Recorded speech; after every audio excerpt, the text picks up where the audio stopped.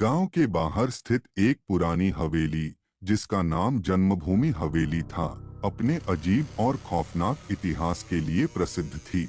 यह हवेली एक शताब्दी पुरानी थी और कहा जाता था कि यहाँ रात के समय अजीब-अजीब घटनाएं होती थीं। गांव वाले हवेली के बारे में चुपचाप ही बातें करते थे और इसके बारे में ज्यादा जानने की किसी की हिम्मत नहीं होती थी।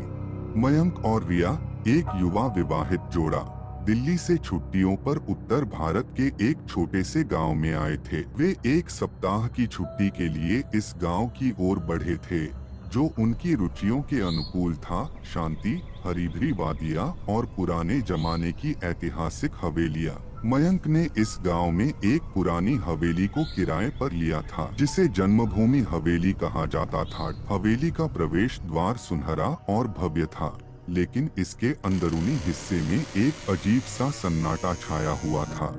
हवेली के दीवारों पर पुराने चित्र और धूल भरे फर्नीचर ने इसे और भी रहस्यमय बना दिया था। मयंक ने इसे एक ऐतिहासिक स्थल मानते हुए इसे एक अच्छा अवसर समझा, लेकिन रिया को हवेली की पुरानी और खौफनाक कहानियों के बारे में सुनकर थोड़ी चिंता हो रही थी। पहली रात के बाद जब रिया सो रही थी, मयंक हवेली के पुराने हिस्से में घूमने निकला। उसकी निगाह एक बंद पिटारे पर पड़ी जो धूल से ढका हुआ था। उसने पिटारे को खोला और पाया कि उसमें एक पुराना ग्रंथ रखा हुआ था। ग्रंथ की कवर पर अजीब और भयानक चित्र बने हुए थे। मयंक ने ग्रंथ को बाहर निकाला और उसकी जांच की, लेकिन उसकी आंखें केवल अजीब चित्रों और रहस्यमय लिपि पर अटकी रह गईं। उसने इसे रिया को दिखाने का निर्णय लिया। अगले दिन मयंक ने ग्रंथ को रिया को दिखाया। रिया ने ग्रंथ की छवि और उसके रहस्यमय चित्रों को देखकर दहशत में आ गई। उसने मयंक को बताया कि गांव वाले हवेली के बारे में कहानियां सुनाते हैं कि यहाँ एक आत्मा बसी हुई है जो शांति की तलाश में है। मयंक ने इसे एक काल्पनिक कहानी मानते हुए ग्रंथ को नजरअंदाज कर दिया, लेकिन रिया को ग्रंथ से डर लग रहा था। रात को जब मयंक सो गया, रिया ने ग्रंथ को एक बार फिर से खोलने का निर्णय लिया। उसने ग्रंथ के पन्नों को पलटते हुए एक अजीब मंत्र देखा। वह मंत्र आत्मा को शांति देने के लिए लिखा गया था। रिया ने मंत्र को ध्यान से पढ़ा और महसूस किया कि हवेली में कुछ गड़बड़ हो रही है। एक रात हवेली में अचानक बिजली चली जाती है और सब कुछ अंधेरे में डूब जाता है। मयंक और रिया अपने कमरे में हैं। अंधेरे में अजीब सी आवाजें सुनाई देने लगती हैं, जैसे दरवाजों पर दस्तक, किताबों के गिरने की आवाजें और अचानक हंसी की खौफनाक आवाजें। रिया घबराई हुई है और मयंक को जगा देती है। मयंक ने अंधेरे में सब कुछ देखने की कोशिश की, लेकिन हवेली में सब कुछ सामान्य लग रहा था। अचानक ग्रंथ की पन्ने अपने आप पलटने लगते हैं और हवेली के चारों ओर एक अजीब सी धुंध फैल जाती है। रिया ने देखा कि ग्रंथ के पन्ने आत्मा की उपस्थिति को दर्शाते हैं और हवेली में कुछ अदृश्य शक्ति सक्रिय हो गई है।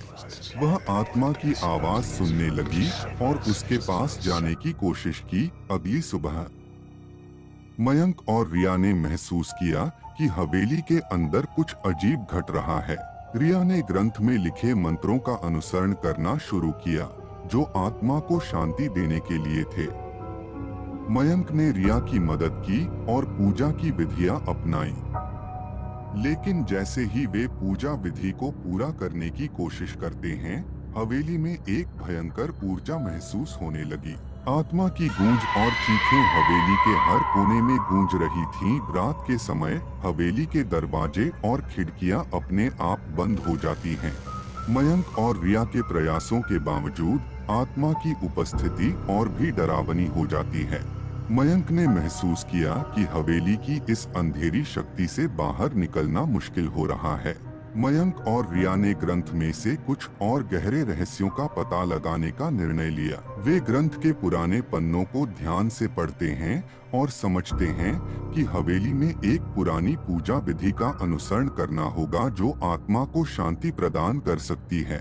हवेली के एक पुराने हिस्से में उन्होंने एक पुराना वेदी पाया जहां पूजा विधि की गई थी। रिया और मयंक ने उस वेदी पर पूजा की और मंत्रों का उच्चारण किया। वे ध्यान से आत्मा को शांति देने की कोशिश कर रहे थे, लेकिन आत्मा की गूंज और भी तीव्र हो गई। पूजा के दौरान मयंक और रिया ने देखा कि हवेली में एक अजीब सी ताकत महसूस हो रही है। अचानक हवेली के चारों ओर की हवा में एक भारीपन आ गया और आत्मा की चीखें और भी तेज हो गईं। मयंक और रिया को एहसास हुआ कि आत्मा को शांति देने के लिए उन्हें एक अंतिम प्रयास करना होगा। उन्होंने मिलकर पूजा विधि को और भी सटीकता से पूरा किया और आत्मा की गूंज को शांत करने की कोशिश की। पूजा के बाद हवेली में एक अजीब सी शांति छा जाती है।